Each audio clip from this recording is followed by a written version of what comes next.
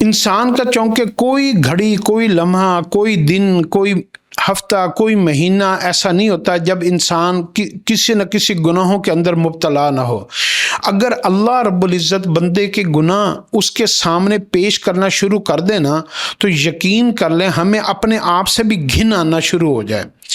تو اتنے گناہ ہوتے ہیں، اتنے گناہ ہوتے ہیں، اتنے گناہ ہوتے ہیں کہ ہمیں خود نہیں پتا ہم کتنے گناہ ایک دن میں کرتے ہیں۔ سب کتابوں کی کتابیں بھری ہوئی ہوتی ہیں۔ تو حدیث کے اندر ایک دعا آئی ہے استغفار کی، گناہوں کے اوپر توبہ کی، اللہم اغفر لی ما قدمت وما اخرت وما اسررت وما اعلنت وما اسرفت وما انت اعلم به منی انت المقدم وانت المؤخر لا الہ الا انت۔ اللہ میرے اگلے پچھلے ہر طرح کے تمام گناہوں کو معاف فرما دیجئے، جو میں نے کھلا کیے یا چھپ کر کیے یا لوگوں کے سامنے کیے۔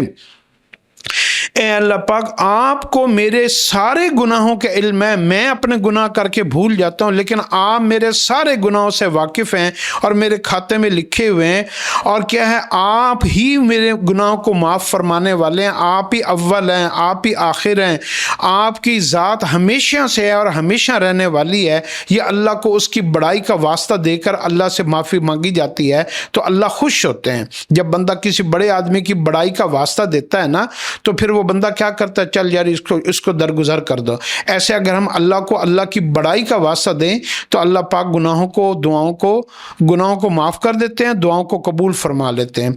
پھر میں دعا پڑھتا ہوں، اللہم اغفر لی ما قدمت وما اخرت وما اسررت وما اعلنت وما اسرفت وما انت اعلم به منی انت المقدم وانت المؤخر لا الہ الا انت۔